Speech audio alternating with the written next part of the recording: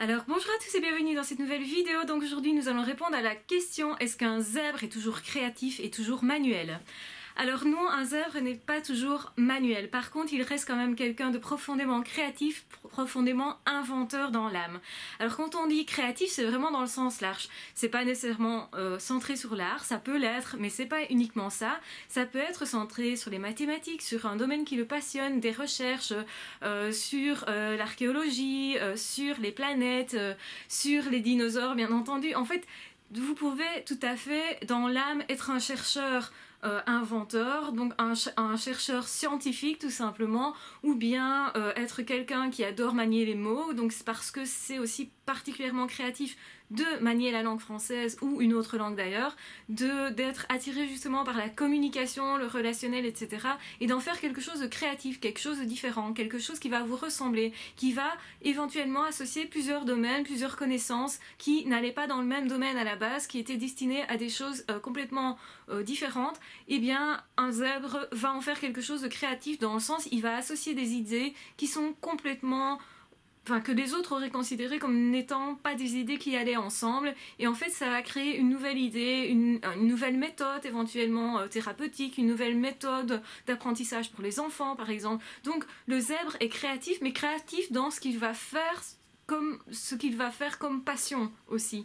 Donc c'est vraiment ce qui va le passionner, qui va le mener, qui va faire en sorte qu'il va être particulièrement passionné, passionnant aussi du coup, et qu'il va inventer des choses, mais dans des zones qui lui sont propres, pardon.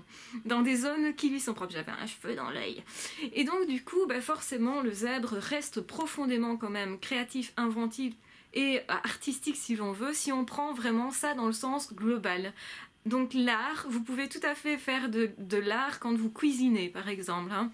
Donc associer les formes, les couleurs, les goûts, c'est une forme d'art. On y pense trop peu. Quand on parle d'art, on voit le peintre, on voit le céramiste, on voit les personnes qui fabriquent des objets, mais ça peut ne pas être des objets, ça peut être des idées, ça peut être des bouquins, ça peut être des mises en page particulières, ça peut être vraiment tout et n'importe quoi, justement parce que dans l'art, il n'y a pas de limites, seules les limites que vous allez vous mettre.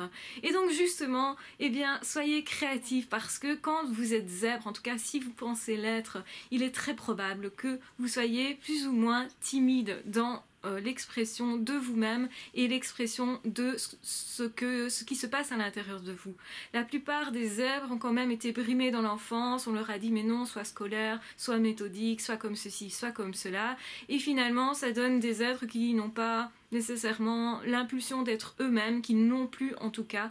Et donc oui, bien sûr qu'il faut s'aimer soi-même, mais il faut aussi se donner la permission de s'exprimer et de s'exprimer pleinement, et c'est peut-être le pleinement qui est difficilement accessible, dans le sens où on va regarder ce que la société veut et ce que nous voulons aussi, et on va se dire si je fais ça, si je réalise vraiment mes désirs, si vraiment je me montre, me révèle, et bien peut-être que je vais me faire rejeter. Il y a toujours une crainte, une peur à ce niveau-là, et du coup on y va à petits pas généralement. Donc les zèbres sont plutôt en train de tâtonner, rarement ils sont assez rares en tout cas ceux qui vont se jeter dans l'action pour devenir créatifs, pour s'exprimer, parce qu'ils ont généralement des peurs. Alors évidemment, on va travailler en thérapie sur ces peurs-là, il faut vraiment les laisser derrière pour pouvoir s'exprimer, pour exprimer son potentiel, et c'est vraiment au-delà de ces peurs-là qu'il faut passer pour arriver à être soi et pour se révéler éventuellement aussi à soi-même, ce qui est peut-être beaucoup plus important que de se révéler aux autres. Alors être reconnu par les autres, c'est une chose,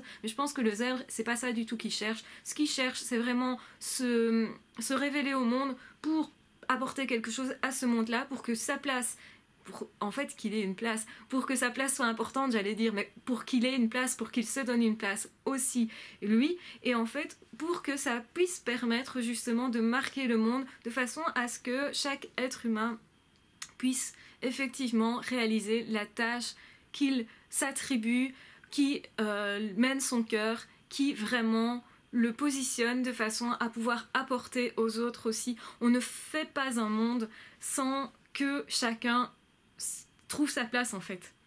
Et c'est justement ça hein, que les zèbres doivent comprendre, c'est que s'ils sont zèbres, c'est peut-être pas par hasard. S'ils sont zèbres, c'est certainement qu'ils ont quelque chose à révéler, certainement quelque chose à communiquer aux autres, éventuellement aussi des aides à apporter au monde pour qu'il fonctionne mieux. On le sait, quand on est zèbre, on est très sensible justement au dysfonctionnement du monde.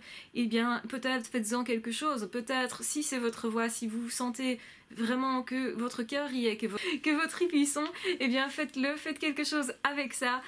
N'essayez pas donc de rester dans les normes établies, dans les cases toutes faites, c'est pas une bonne idée pour un zèbre en tout cas.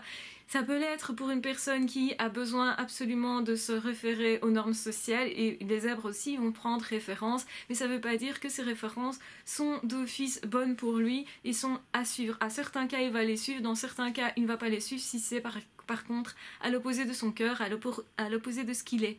Donc voilà, j'espère que cette vidéo vous aura plu. De toute façon, n'hésitez pas à liker, à vous abonner, à partager éventuellement. Et on se retrouve de toute façon très vite dans d'autres vidéos. Ah, ciao, bye bye!